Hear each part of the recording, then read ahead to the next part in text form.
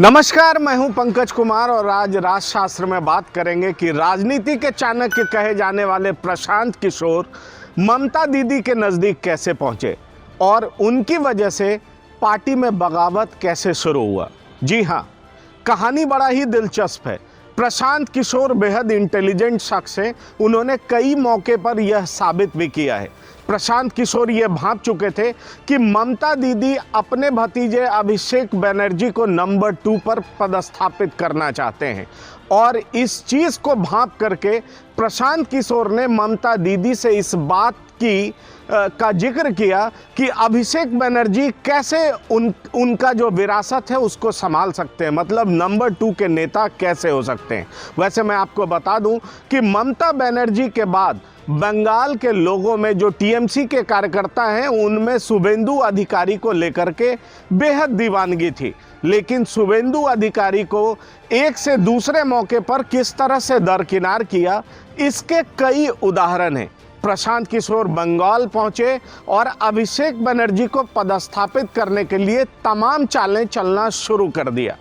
बांकुरा में उन्हें ऑब्जर्वर बनाया गया, पुरलिया में भी ऑब्जर्वर बनाया गया और टीएमसी की बुरी तरह से हार हुई। मैं आपको ये भी बता दूं कि युवा संगठन में शुभेंदु अधिकारी बेहद लोकप्रिय नेता थे, लेकिन युवा बनाया गया और उसके बाद उसका अध्यक्ष अभिषेक बनर्जी को बनाया गया।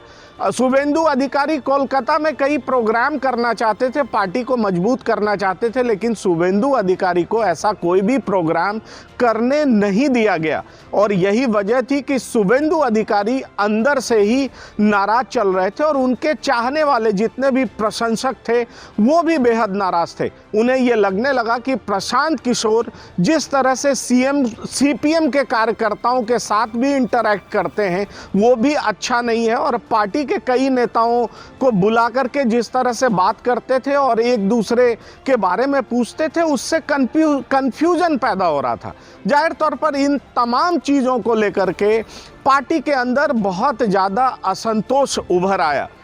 शीलभद्र दत्ता जो टीएमसी को मजबूत करने में जिन्होंने बेहद अहम भूमिका निभाई, उनका भी कहना है कि वो लगातार प्रशांत किशोर की बेरुखी, अभिषेक बनर्जी को ज़बरदस्ती पार्टी के ऊपर थोपा जाना और साथ ही साथ परिवारवाद को बढ़ावा देना और वो भी ममता बनर्जी खुद करने लगी, इसको लेकर के वो काफ़ी नाराज़ थे। इतना ही नहीं, सोनाली गुहा जिन्होंने नंदीग्राम सिंगूर आंदोलन के दरमियान जिन्होंने अहम भूमिका निभाई थी, ममता बनर्जी जब जेल गई थी तो भी उनके साथ थी, उन्होंने भी लाठियां खाई थी, उनको टिकट नहीं दिया जाना। ये तमाम ऐसी वजह बनी जिससे ये साफ होने लगा कि ममता बनर्जी किस तरह से परिवारवाद में और प्रशांत किशोर के एडवाइस को इस कदर मानने लगी हैं कि पार्टी के वफादार कार्यकर्ता, पार्टी के वफादार सिपाही किस तरह से अलग थलग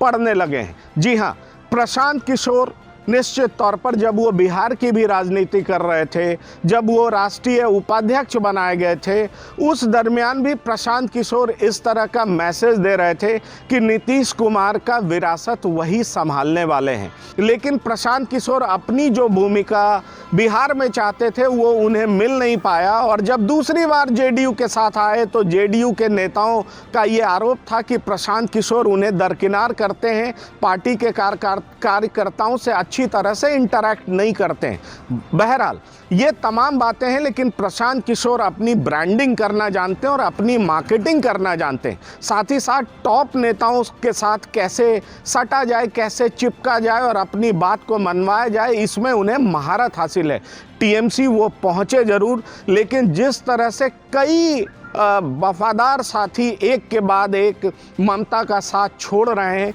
उसमें प्रशांत किशोर का नाम आना ये बात साफ जाहिर करता है कि किस तरह से ममता प्रशांत किशोर के बेहद नज़दीक जा चुकी थी और यही वजह है कि जितने वफादार साथी हैं, सोनाली गुहा तक जो अब ये अनाउंस कर चुकी हैं कि वो टीएमसी छोड़ करके बीजेपी के लिए प्रचार करेंगे। हद तो तब हो गई कि दिनेश त्रिवेदी पूर्व रेल मंत्री मंत्री और साथ ही साथ टीएमसी के वफादार कार्यकर्ता नेता ने ये तक कह दिया कि उनका ट्विटर का अकाउंट और पासवर्ड तक मांग लिया गया था और तमाम चीज़ें ट्वीट उनके अकाउंट से की जाती थी जिनका उनको पता नहीं होता था। इनफैक्ट उन्होंने इस ओर इशारा किया है कि पार्टी के अंदर लोकतांत्रिक व्यवस्था चौपट हो चुकी थी और प्रशांत किशोर इसे पूरी तरह से हाईजैक कर चुके थे। पर सवाल ये उत्पन्न होता है कि प्रशांत किशोर आखिरकार इतने इन्फ्लुएंशियल, इतने ताकतवर टीएमसी के अंदर कैसे हो गए कि दीदी अपने तमाम वफादार साथियों की बात ना सुन करके